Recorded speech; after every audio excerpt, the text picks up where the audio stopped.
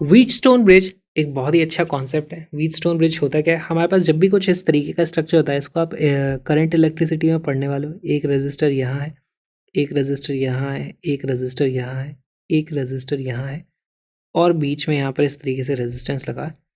तो ये हो जाता है हमारा व्हीटस्टोन ब्रिज।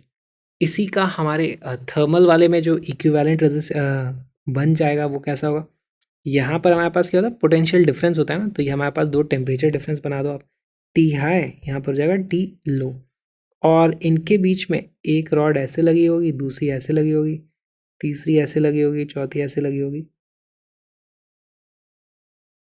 ये हमारी अलग अलग रॉड्स लगी हुई हैं इस तरीके से। ऑलराइट, सबका K1 K2 एरिया लेंथ सब अलग अलग हो सकती है, उसके हिसाब से हमारे पास रेजिस्टेंस आ जाएंगे। तो रेजिस्टेंसेस की वैल्यू मैं लिख देता हूँ। यहाँ पे रेजिस्टेंस आ जाता है, मान लो R1 R2 R3 R4 और ये हो जाता है R5।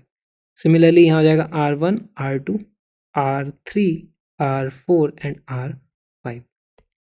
और व्हीटस्टोन ब्रिज में एज सच हमें करना क्या होता है, हमें बैलेंस्ड व्हीटस्टोन ब्रिज पढ़ना होता है। तो balanced Wheatstone bridge, balanced Wheatstone, Wheatstone एक साइंटिस्ट का नाम था। ऐसा नहीं है कि इसमें व्हीट को स्टोन से कूटा तो ये बन के निकल गया। ठीक, अब देखो इसको कैसे सॉल्व करोगे। यहाँ पर अगर मैं बात करूँ तो यहाँ पे हाई टेम्परेचर है, यहाँ पर लो टेम्परेचर है। तो हमारे पास इस दिशा में ओवरऑल आप देखोगे इस दिशा में हमारे पास हीट ट्रांसफर होता है टेम्परेचर डिफरेंस के कारण। क्या कोई ऐसी कंडीशन हो सकती है कि यहाँ पर इस रॉड में ना ऐसे हीट ट्रांसफर हो ना ऐसे हीट ट्रांसफर हो? वो कंडीशन कैसे आएगी कि इस पॉइंट का टेम्परेचर इस पॉइंट के टेम्परेचर के बराबर हो जाए। Correct, okay. सिमिलरली यहाँ पर करंट इलेक्ट्रिसिटी में अगर यहाँ पर कोई करंट नहीं होना है किसी भी दिशा में, तो हमारे पास कंडीशन होती है कि इसका पोटेंशियल और इसका पोटेंशियल बराबर होना चाहिए। तो उसी को हम बोलते हैं बैलेंस्ड व्हीटस्टोन ब्रिज।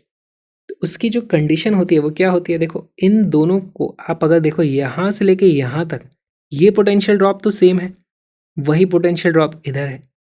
अगर इनके बीच में जो रेजिस्टेंस का ब्रेक हमने लगा रखा ना, एक यहाँ पे टैप कर दिया, ये रेजिस्टेंस के रेशियोज बराबर हो जाएं, है ना, R1 डिवाइडेड बाई R2 की value R3 divided by R4 के बराबर हो जाए, तो ये लिख दूंगा R1 divided by R2 is equal to R3 divided by R4। अगर ऐसा हो जाए तो ये बैलेंस व्हीटस्टोन ब्रिज हो जाता है, और हम लिख देंगे इस केस में T1 will be equal to T2। ये था हमारा T1, ये था हमारा T2, है ना। तो अब हम उसको बोलेंगे बैलेंस्ड। इसका मतलब नो हीट करंट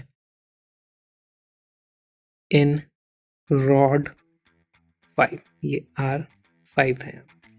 बस यही हमें देखना होता है। इस पर भी क्वेश्चंस पूछे जा सकते हैं।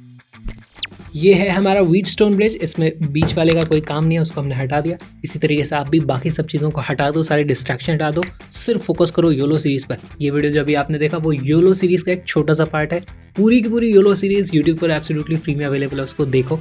और अगर आपको वीडियोस पसंद आए तो प्लीज़ यार सपोर्ट करो, क्रैशअप को सपोर्ट करो, फ्री एजुकेशन को। इस QR कोड को स्कैन करना है तो इस QR कोड को स्कैन करो और मेरी हेल्प करो, डोनेट करो। हम मिलेंगे अगले वीडियो।